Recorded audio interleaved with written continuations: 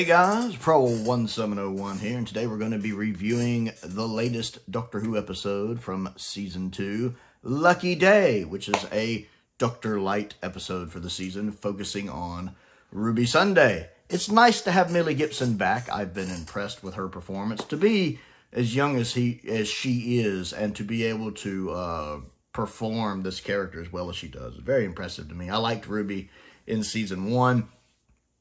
I like the chemistry between her and the Doctor. So it's nice to have her back. It's nice to have Unit back. I tend to like Kate Stewart when she's written well. And I think the cast do a good job.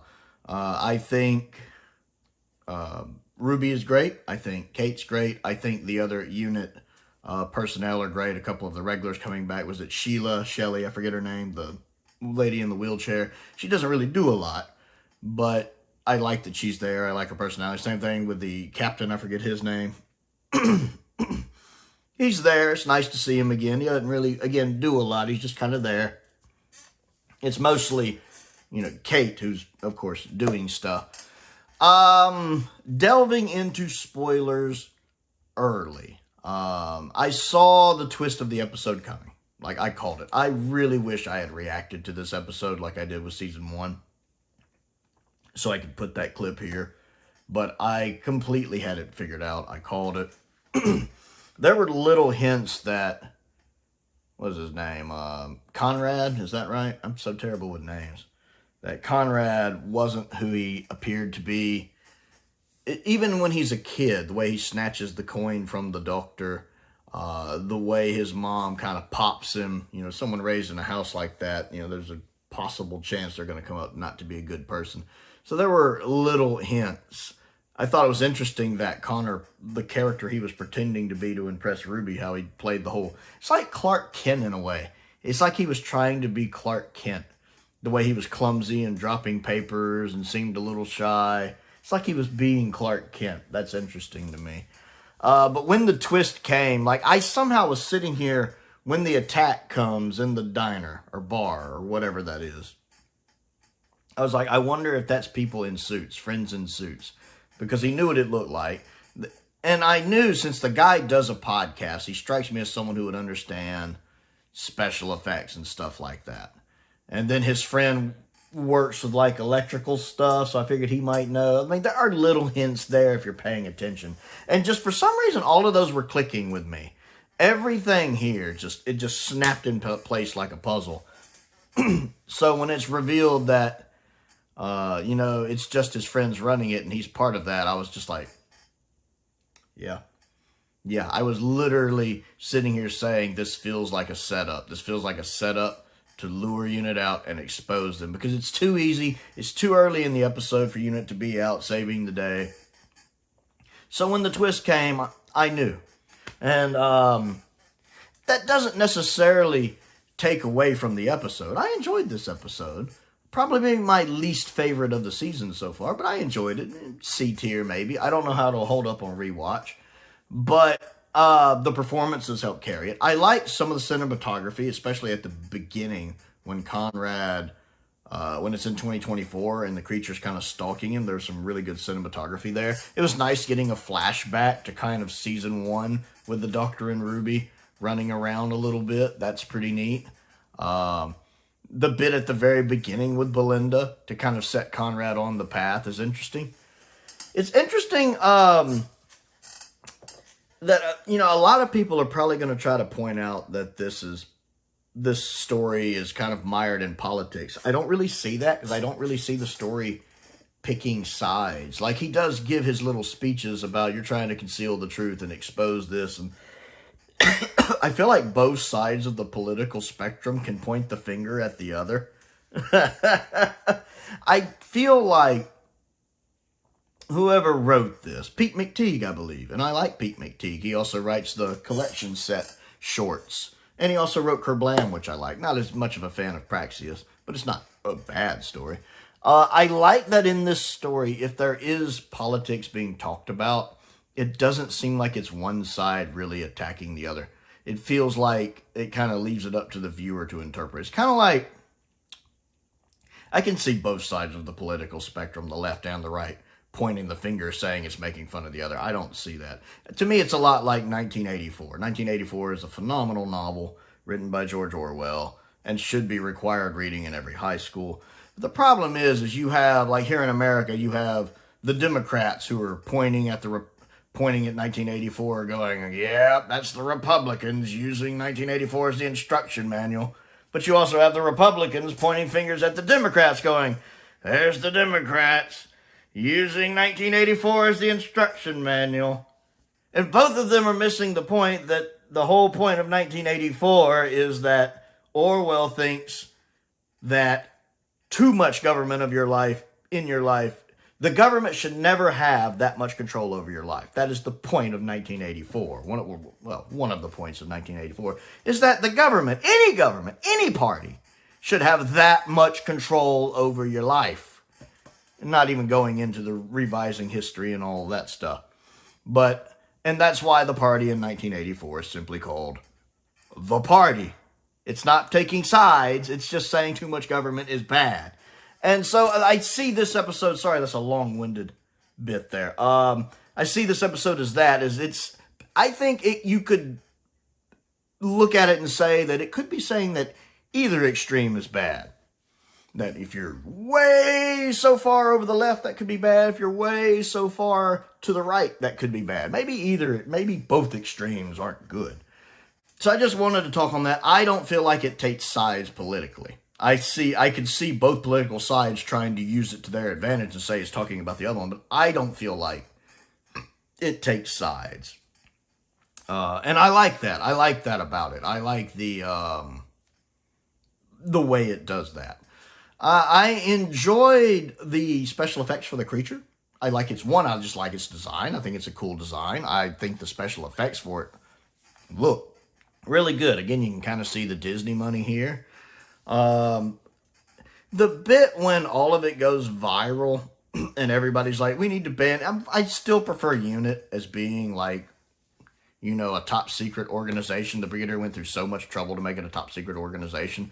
Just for UNIT to be that well known is a little bothersome to me. I never really liked that idea. I mean, I get the fact that at this point Earth should know aliens are real. As many invasions as we had, in Russell T1 era, the RTD1 era.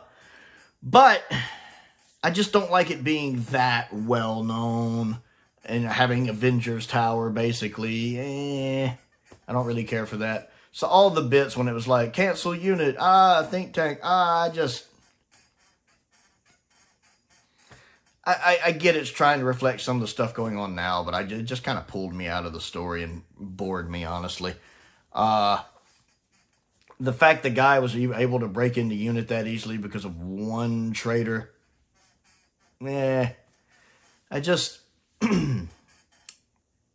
that kind of takes me out of it. And then he turns on the traitor. The guy playing Conrad's doing a great job, by the way. I don't know if I've mentioned that yet. Considering he's having to do the Clark Kent Conrad and then do the real Conrad.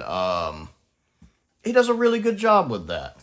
And it's just, some people, when you shove the truth in front of them, they still won't believe you. It's like, I'm literally showing you this thing. That bit at the end when he's like, great special effect, and the thing bites him. I was just kind of like,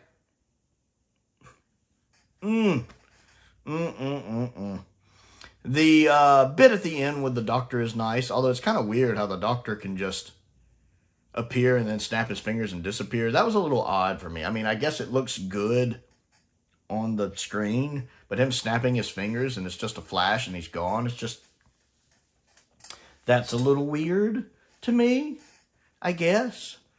That's interesting to learn that that's how the doctor learns about Belinda. When the guy mentions the name, have you met Belinda Chandra yet? And the doctor's like, And it's nice to see Doctor in the little shirt he was wearing again, the white shirt. I think he wore that at the end of season 1.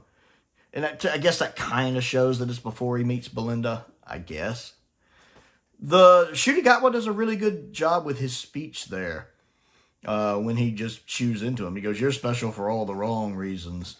And his bit about you die alone in a cell at 49, full of hate. That's pretty cool. And the interesting reflection of when he tells the doctor, get off my world, which is kind of the inverse of what the Brigadier tells the Destroyer in Battlefield, which ties in, of course, with the Brigadier being mentioned earlier. And it didn't bother me this time. And I'm kind of surprised Conrad even knows about the Brigadier, to be honest. It didn't bother me in the fact she's like, yeah, you don't need to talk, you should really not talk about my dad. And I think that's one of the things that pushed her. So I actually liked the Brigadier mention here. It didn't feel forced. It felt natural. And so I wonder if that was written on purpose to be kind of an inverse of when the Brigadier tells the Doctor, or the Destroyer, get off my world in Battlefield, with Conrad telling the Doctor that. Because from Conrad's point of view, he's the hero. The Doctor is the evil alien. And Conrad's the hero of the story. So I wonder if they did that line on purpose. I liked it. I enjoyed it. And then, of course, Mrs. Flood at the end. I wonder if that means we'll see more of Conrad. It feels like she's setting her pieces up into place. And the fact that she knew what happened with the TARDIS, she was like, yeah, that really happened.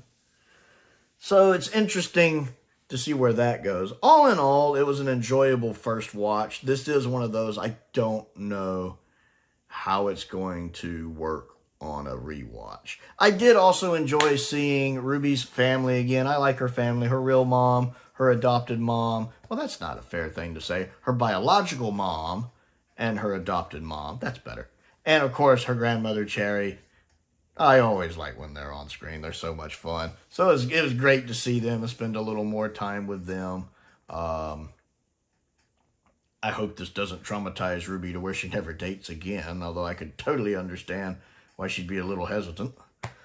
It was enjoyable. It may be C tier, but I liked it. The horror aspect, you know, really, they really wanted to make you think this was another horror episode from the teasers and the trailers.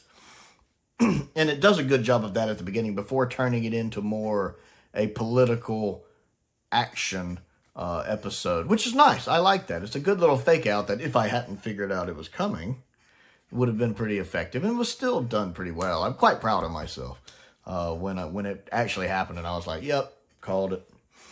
Although I will admit, at the end, when they let the creature out to stalk Conrad, I also wondered if it was a setup, like a special effect, like if it wasn't real. There's a part of me wondering if they just turned the tables on him. And realizing they actually did let it out, I was like, all right, they kind of got me there. I was wondering how that was going to work, and I wasn't expecting it to run up and bite his arm and him have to have his arm reattached, which is kind of funny, actually. So, yeah, I enjoyed this. Probably my least favorite of the season. Yeah, definitely my least favorite of the season. But it's been a strong season. I think all 4 episodes have been varying levels of good. This one's probably the weakest, definitely the weakest. C-tier story. But the performances sell it. The camera work continues to impress. Visually, this whole season's been very impressive. And yeah, I liked it. So, lucky day. Curious to see how it will hold up on a rewatch. I want to know what you think of it. Comment down below and let's talk about it. Don't forget to click the like button, the subscribe button, all that fun stuff. I have a Patreon if you'd like to support me on that. There's a link to that down in the description below. I want to give a shout out to some of my top tier patrons, Colin Coney, Sam Venning, Finn Perkins, and Unknown289. I appreciate their support, as I do the support of all of my patrons. I also have a P.O. box. If there's anything you'd like to send me to look at and review, that's down in the description. Link to the Amazon wishlist is down there. Link to the Amazon UK wishlist is down there as well. Most importantly, thank you for watching.